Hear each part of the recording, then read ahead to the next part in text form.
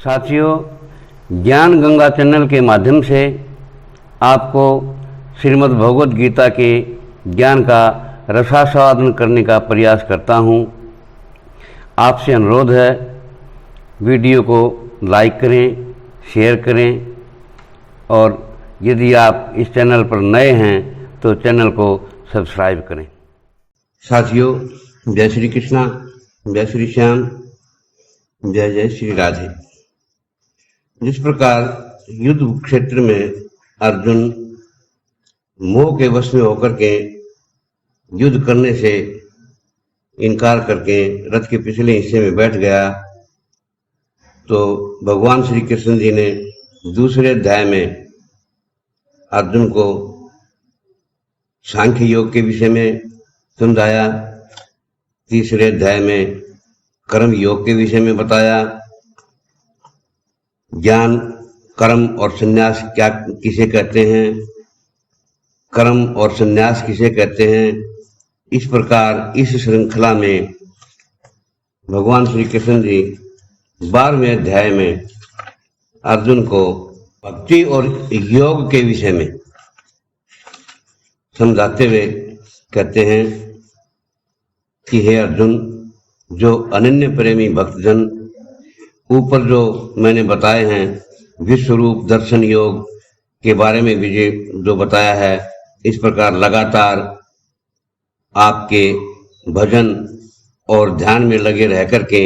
आप सगुण रूप परमेश्वर को और दूसरे जो केवल अविनाशी सच्चिदानंद घन निराकार ब्रह्म का ही अति श्रेष्ठ भाव से भजन करते हैं, उन दोनों प्रकार के जो उपासक हैं, भक्त हैं, उनमें सबसे उत्तम योगी कौन है। भगवान श्री कृष्ण जी बोले कि हे अर्जुन, मुझ में मन को एक जगह टिका करके लगातार मेरे भजन ध्यान में लगे हुए जो भक्तजन बहुत ही श्रेष्ठ श्रद्धा से युक्त होकर के मुझ सगुण रूप परमेश्वर का भजन करते हैं, वे मुझको योगियों में अति उत्तम योगी मान्य हैं, अर्थात मैं उनको सबसे उत्तम योगी मानता हूं। परंतु जो आदमी इंद्रियों के समुदाय को भली प्रकार बस में करके मन बुद्धि से परे सर्वव्यापी अकथनीय स्वरूप, इन जिसके स्वरूप का कथन करना, बखान करना संभव नहीं है, और सदा एक रस रहने वाले नित्य अचल निराकार अविनाशी सच्चिदानंद घन ब्रह्म को लगातार एक ही भाव से ध्यान करते हुए भजते हैं, वे सभी प्राणियों के हित में लीन और सब में समान भाव वाले योगी मुझको ही प्राप्त होते हैं। उन सच्चिदानंद घन निराकार ब्रह्म में आसक्त चित्त वाले लगे हुए मन वाले आदमियों के साधन में परिश्रम तो विशेष होता है, क्योंकि देहाभिमानियों के द्वारा अव्यक्त विषयक गति दुख पूर्वक प्राप्त की जाती है। परंतु जो मेरे प्राण रहने वाले भक्त हैं, वह संपूर्ण कर्मों को मुझ में अर्पण करके और मुझ सगुण रूप परमेश्वर को ही अनन्य भक्ति योग से लगातार चिंतन करते हुए भजन करते हैं। हे अर्जुन, उन भक्तों का मुझ में जो चित्त लगाने वाले प्रेमी हैं, उनका मैं शीघ्र ही इस मृत्यु रूपी संसार सागर से उद्धार कर देता हूं। मुझ में मन को लगा करके और मुझ में ही बुद्धि को लगा करके और इसके बाद तू मुझ में ही निवास करेगा, इसमें कुछ भी संशय नहीं है। यदि तू मन को मुझ में एक जगह टिका करके ध्यान करने में असमर्थ है, नहीं कर सकता, एक जगह मन को नहीं टिका सकता, तो हे अर्जुन, अभ्यास रूपी योग के द्वारा मुझको प्राप्त करने के लिए तू इच्छा कर। यानी भगवान के नाम और गुणों का सुनना, भगवान का कीर्तन करना, भगवान के नाम का मनन करना तथा सांस के द्वारा जप और भगवान की प्राप्ति विषयक जो शास्त्र हैं उनको पढ़ना, पढ़ाना आदि जो चेष्टाएं हैं भगवान को प्राप्त करने के लिए, बारंबार करने का नाम जो है ना वो अभ्यास है, उसको अभ्यास कहते हैं। यदि तू ऊपर जो जैसा मैंने अभ्यास बताया है वह अभ्यास करने में भी सक्षम नहीं है, समर्थ नहीं है तू, तो केवल मेरे लिए कर्म करने के ही परायण हो जा। ये कर्म करने के लिए परायण का मतलब क्या है? इन स्वार्थ को त्याग करके और भगवान को ही अपना सहारा मान करके, परम गति समझ करके, निष्काम प्रेम भाव से सत्य शिरोमणि पतिव्रता स्त्री की भांति मन, वाणी और शरीर के द्वारा परमेश्वर के ही लिए यज्ञ, दान और तप आदि सभी जो करने लायक काम हैं उसको करने का नाम जो है भगवत अर्थ कर्म करने के परायण होना है। भगवान के लिए कर्म करने का परायण होना, उसके निमित्त होना है। इस प्रकार मेरे निमित्त कर्मों को करता हुआ भी मुझे प्राप्त करने की सिद्धि को ही प्राप्त होगा, मुझे ही प्राप्त करेगा। और यदि मुझे प्राप्ति रूपी योग के आश्रित होकर के ऊपर जो ये 2 साधन बताए हैं इन साधनों को भी नहीं कर सकता,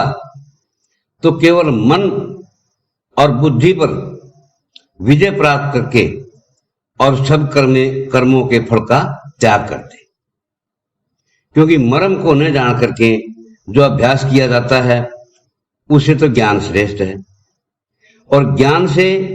मुझ परमेश्वर के स्वरूप का ध्यान श्रेष्ठ है, और ध्यान से भी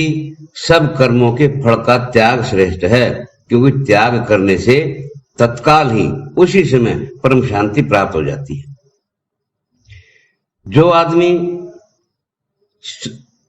सब प्राणियों में द्वेष भाव से रहित, स्वार्थ सिद्धि रहित, सबका प्रेमी, हेतु रहित और दयालु है तथा ममता से रहित है, अहंकार से रहित है, सुख दुखों की प्राप्ति में भी सम है, क्षमावान है, अर्थात अपराध करने वाले को भी अभय दान दे देता है, क्षमा कर देता है, तथा जो योगी निरंतर संतुष्ट है, मन इंद्रियों के साथ शरीर को वश में किए हुए है और मुझ में दृढ़ निश्चय वाला है, वह मुझ में अर्पण किए हुए मन बुद्धि वाला मेरा भक्त मुझको बहुत प्यारा है, उसको मैं बहुत प्यार करता हूं, जिससे कोई भी प्राणी दुखी नहीं होता और जो स्वयं भी किसी प्राणी से, किसी जीव से दुख को प्राप्त नहीं होता, तथा जो हर्ष, अमर्ष, हर्ष का मतलब होता है खुशी और अमर्ष का मतलब होता है दूसरों को उन्नति करते हुए देख करके दुखी होने का नाम अमर्ष है। दूसरे को प्रगति करते हुए देख करके दुखी होना अमर्ष कहलाता है। यानी जो खुशी में भी खुश है और दूसरों को उन्नति करते हुए देख करके भी जो खुश होता है, उसके मन में किसी प्रकार का द्वेष नहीं होता, भय और उद्वेग से रहित है, वो भक्त मुझको बहुत प्यारा है। जो आदमी आकांक्षा से रहित है, बाहर भीतर से शुद्ध है, चतुर है, पक्षपात से रहित है और दुखों से छूटा हुआ है, वह सब आरंभों का त्यागी मेरा भक्त मुझको बहुत प्यारा है। जो ना तो कभी खुश होता है, ना कभी किसी से द्वेष करता है, ना शोक करता है, ना किसी चीज की कामना करता है, तथा जो शुभ में भी और अशुभ में भी सभी कर्मों का त्यागी है, वह भक्ति पुरुष मुझे बहुत प्यारा है। जो आदमी शत्रु और मित्र में, मान और अपमान में भी सम है, समान समझता है सभी को, सर्दी गर्मी और सुख दुख आदि जो द्वंद्व हैं मन में विचरने वाले, उन द्वंद्वों में भी सम है और आसक्ति रहित है। जो निंदा और स्तुति को समान समझने वाला है। निंदा करने पर बुरा नहीं मानता और स्तुति करने पर ज्यादा खुश नहीं होता। दोनों चीजों को अपने समान समझता है, मननशील है और किसी प्रकार भी शरीर का निर्वाह हो जाए उसी में जो संतुष्ट है, और स्थान में यानी जगह में ममता और आसक्ति से रहित है, वह एक जगह स्थिर बुद्धि वाला भक्तिमान पुरुष मुझको बहुत प्यारा है। परंतु जो श्रद्धायुक्त पुरुष मेरे परायण होकर के इस ऊपर कहे हुए धर्ममय अमृत को निष्काम और प्रेम भाव से सेवन करते हैं, वे भक्ति मुझको बहुत ही प्यारे हैं। बोले श्री कृष्ण भगवान की जय।